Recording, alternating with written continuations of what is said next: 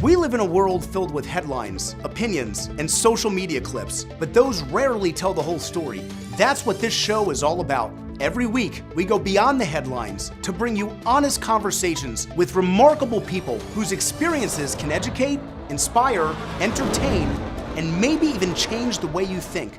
We often hear people say that everyone has a story, but every once in a while, you meet someone whose story challenges everything you think that you know about addiction, mental illness, justice, and redemption. Today, you'll meet Kristi Ziemski. Her journey is heartbreaking, it's deeply personal, but ultimately inspiring. Through extraordinary loss and unimaginable consequences, she found a path towards healing, purpose, and hope. This is a conversation about the power of recovery and the resilience of the human spirit. I'm Michael Silberman, and this is The Real Story. Today on The Real Story, we are here with Kristi Ziemski. So, Kristi, tell me about yourself. Where do you come from? I come from a rather large family. There's like 10 siblings on my mom's side. Wow. Yeah, like 10 brothers and sisters. And then on my dad's side, 6 or 7, I can't even remember. Also a lot of, and this is important to my story, mental health and addiction in that. You know, I'm here to tell my story, but that is a part of it. So you grew up with this large family, this large household, and it had mental health, it had addiction inside of the household. How did that affect you growing up? Is that something you kind of led to? So my parents moved us out to Carroll County, kind of away from everybody. My mom suffered with mental health issues my entire life. Which I just really remember, like I didn't know the term then, she had agoraphobia, if you know what that is. She stayed not only in the house, but like in her bedroom for, I don't even know how long it was, a year or 2 years. I still have some like the little notes I used to slip under her door. My mom specifically, she had fear of being, being around people. She had social anxiety, a lot of anxieties, and this came from a lot of traumas and stuff from her childhood. That's gotta be very difficult for a young child, I would imagine, growing up in a household with a mother that has mental health and isn't leaving the house, and I'm sure that could be confusing. Yeah, I was confused. My mom would explain to me, I think looking back now, the best way she could is that, like, she would apologize. I'm sorry, I wish I could do more. Like she couldn't. And I knew from a young age she was like doing the best she could. I knew she loved me. I knew I was loved and taken care of. How did that then affect you? So that, growing up that way, does that manifest in you is that how your addiction started? Did you start early, young? I started early. I spent a lot of time alone and just kind of like fending for myself. And I had a lot of insecurities. I remember being in school, scared to stand up in front of the class. Same type of stuff. I don't know if it's learned behavior to this day, just what I saw, what I learned from my mom. But I think that led to me using. And the first chance I got, really young age, smoking cigarettes, drinking with older neighborhood kids. And I did heroin for the first time, very young age. So how old are you around this time? 13. 13 years old. So now you're introduced to one of the most powerful opioids on the planet, and how does it spiral from there, or what happens next? I wanted to do it every day from then. I skipped school every day. Obviously, I couldn't do that all the time at first. So smoking weed, drinking, anything that I could, completely obsessive, that's all I wanted to do. I hated myself. I did not accept myself, understand myself, and that's how I masked it. I ran away from home a few times, and what I was doing then was engaging in prostitution in Park Heights, very young age. I think what's a big moment in all of that is that I had a friend named Scott who OD'd. We were 16, I believe. We were 16. And that threw me into that scared me. That scared me. This is real. So you went into treatment and the recovery process started there? Yeah, kind of. You could say that. I went into that treatment.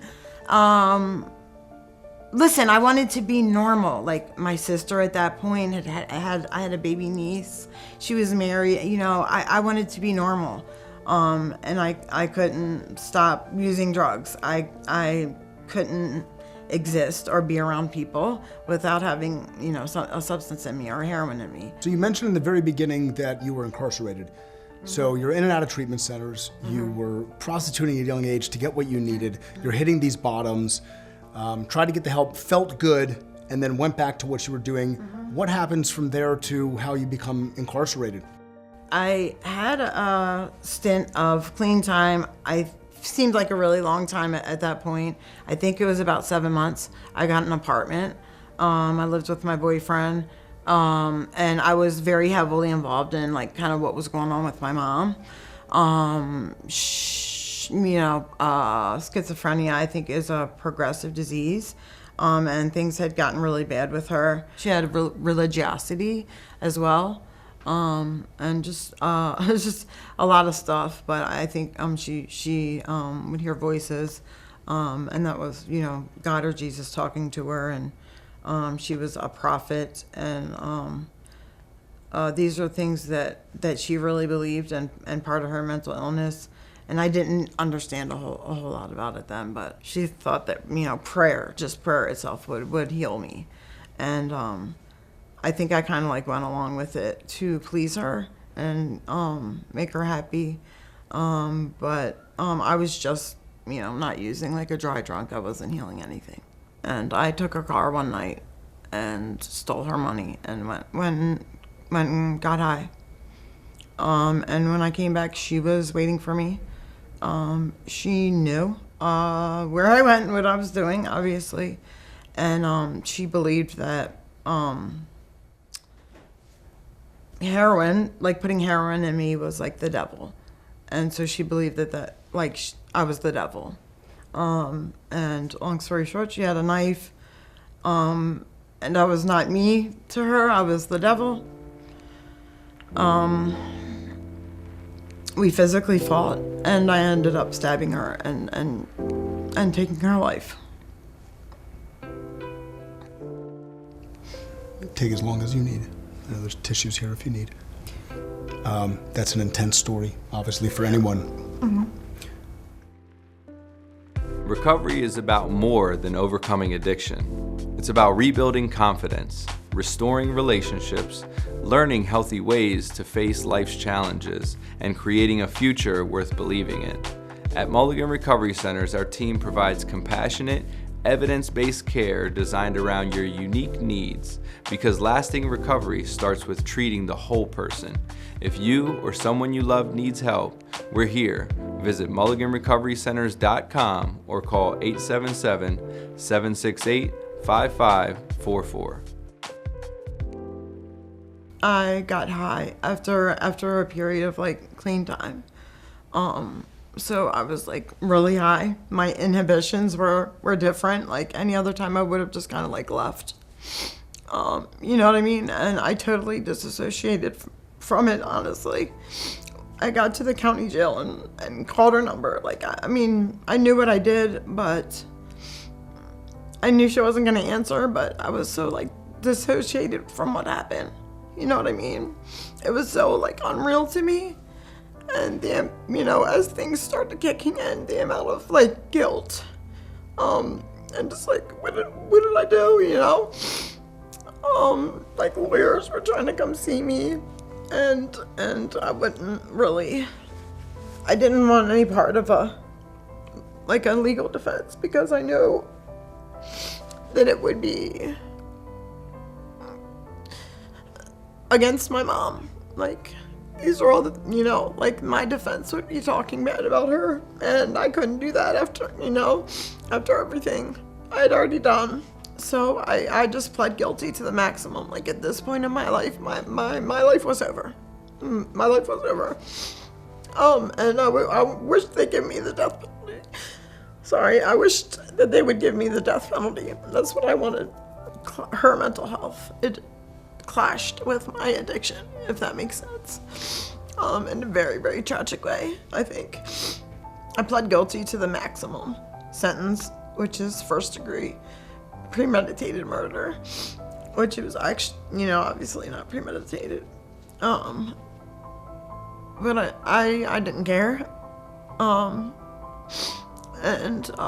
He said I can only give you a life sentence, life with parole or life without parole, and I'm gonna give you life with parole. And I went to prison in Jessup, Maryland at that point, as a teenager.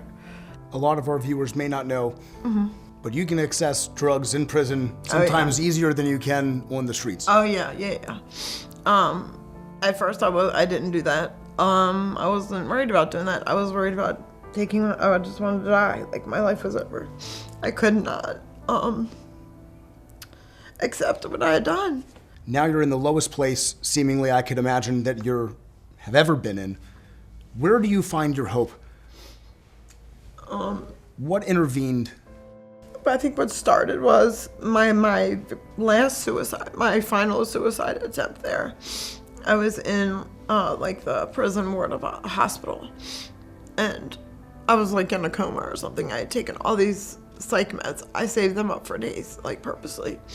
And I woke up there and the nurses said that like my dad and my sister and my family, had been calling, and I'm okay. And they were so worried about me and wanted me to know they love me. And that at that point, like, and you know, still in my teenage brain, I was like, I can't do this to them, you know. So it started with like, I'm gonna stop my suicide mission for my family because I've done so much to them. I've done enough to them already.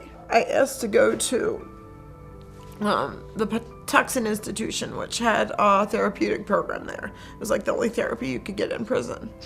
And that started a journey for me that just, like, you know, therapy, family therapy, individual therapy. And, you know, it took years for my family and I, like, you know, start healing. And I did start some healing. You know, I did start to see some hope. You talk about the magic of forgiveness and the magic of healing and the fact that your family is still standing behind you through everything that happened because they love you, because they care. And that's the turning point that gets you to start finding hope without even knowing what it is. Yeah. I mean... So how do you get out of prison? Got a modification of my sentence that took my life sentence away. And, you know, even though it was far away, I was like, I'm gonna get out one day. You know, I was a teenager when I went in.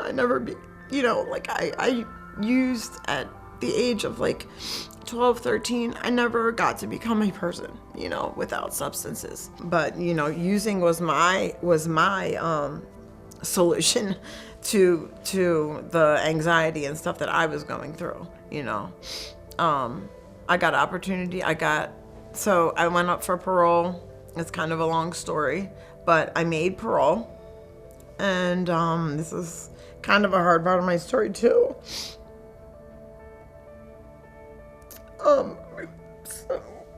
Sorry. I made parole, and I kind of like came back and called my sister, and my dad had Parkinson's, and he had started really deteriorating. He had dementia, Parkinson's related dementia. And I came back and told them I made parole, but they called me back up there and told me I had an illegal sentence.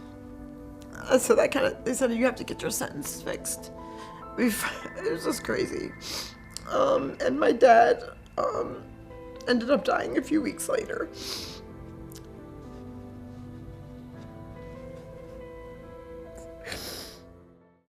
The Killian Law Group has a slogan, protecting your rights. You do have rights. And the insurance companies, they want to take those rights away from you. We are here to make sure that does not happen. You call our law firm at 10 p.m., 9:30 p.m., you will hear from somebody that can put you in touch with an attorney. 443, get paid. If somebody calls us at 9:30, that person gets a call back. Once this goes out there, you talk the talk, you got to walk the walk. We do walk that. No, we do. I love that. We actually do. So one of the hardest parts of my story is my dad never got to see me get out and do all of this, you know. But that drove me into court in front of a judge who, and like so many people came, family, friends. Like I did college in prison and did all these programs, and like so many people came as supporters and to speak for me. And this judge ended up letting me out. I asked to go to a treatment program because I was scared. I was scared that like the treatment I found in prison, you know, like I was just scared to use when I got out. So I went to a treatment program for 3 months when I got out.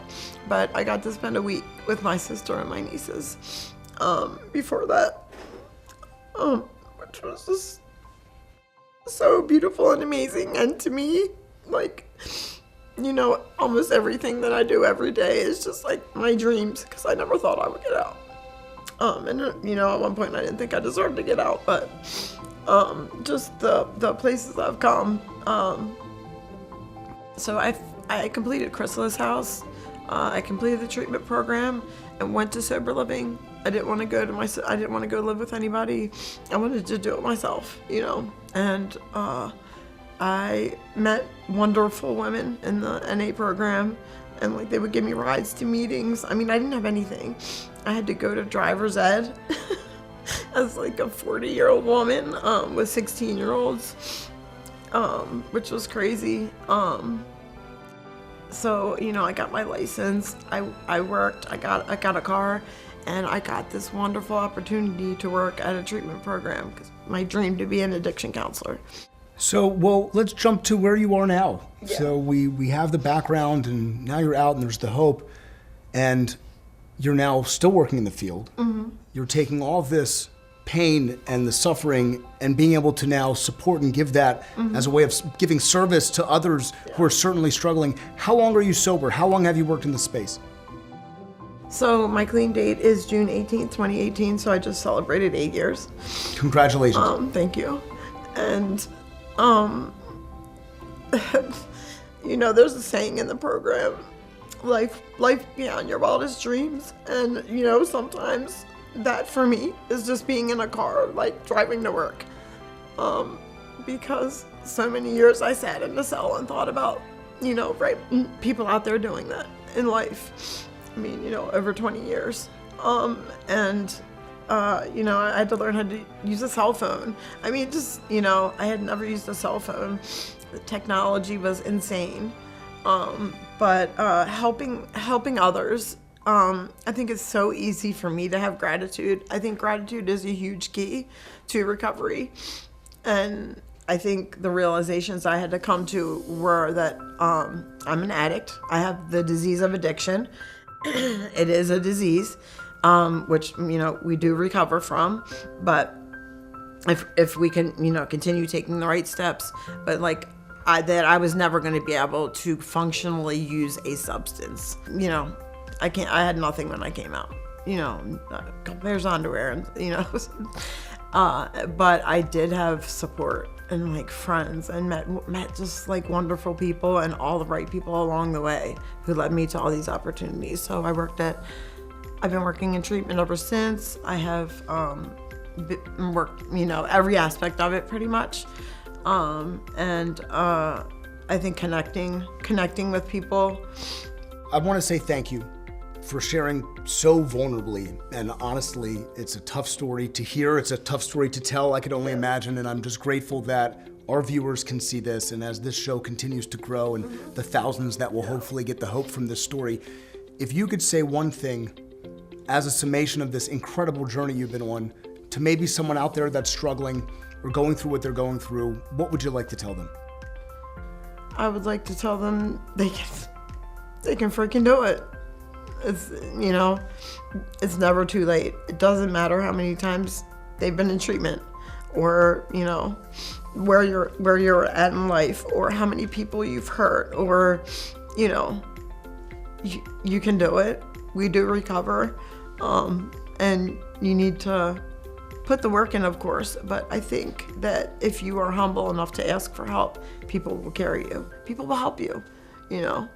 And I think that's how we all kind of like get the support from each other and grow and build, and and as people too. It's amazing and quite the journey it's been. Yeah. I want to say thank you again from the bottom of our hearts here, and this has been another episode of The Real Story. Kristi's story reminds us that addiction and mental illness don't affect just one person. They impact entire families, generations, and communities. Her journey is also a powerful reminder that accountability and hope can exist together, that healing is possible, that forgiveness is possible, and that even after unimaginable tragedy, a life can still have purpose. Today, Kristi is dedicating her life to helping others find the recovery, support, and second chance that she once believed was impossible.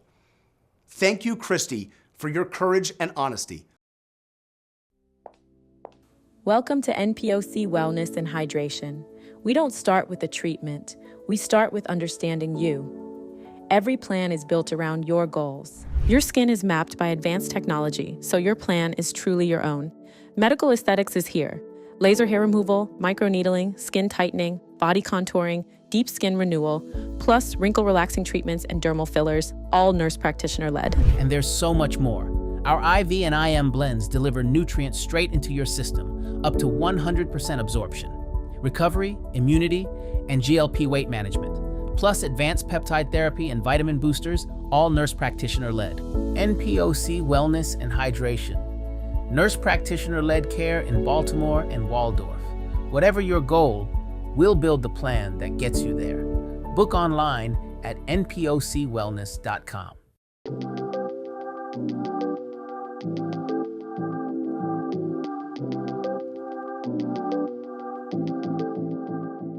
Recovery isn't a one-size-fits-all because no two people arrive here with the same story. At Mulligan Recovery Centers, the philosophy begins with something they call CLUE: compassion, love, understanding, and empathy. Today we're joined by one of the founders, Brian McCall, to talk about the building of a place where people aren't judged, they're understood.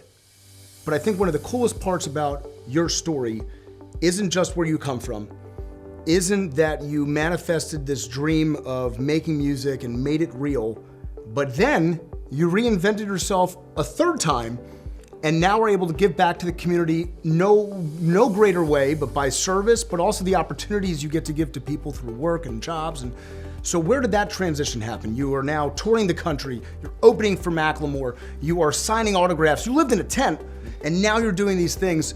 Where did the next transition come in? One of my wife, who's also in recovery, one of our biggest dreams for all of our recovery was to open a sober living house. I was like, you know what? The dream was not just to open a sober house. The dream was to provide a quality of sober living that set a new standard of what that could look like. And I was like, I could do it better.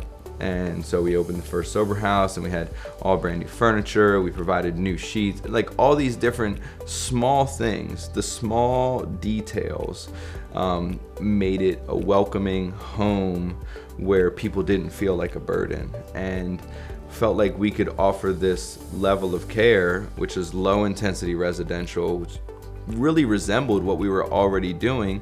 We just get to provide some clinical services too. And it was all orchestrated by a power greater than me to be able to set a new standard for what substance use treatment looks like for people with Medicaid. Because people with Medicaid tend to be the most underserved population when it comes to SUD treatment. Even with the Medicaid population, we could provide them quality living conditions, new sheets, good food, all these different peer services that are not required by the state, but it allows us to provide that higher quality of care. And the success rates that we've had since then of men and now women that complete our program in its entirety are probably 3 or 4 times what the average success rate is of people getting at least a year clean. Mulligan initially started because of the need in our community. And as it's grown over the last 6 years, like I said, or like you said, more levels of care, we saw that there was this need for mental health.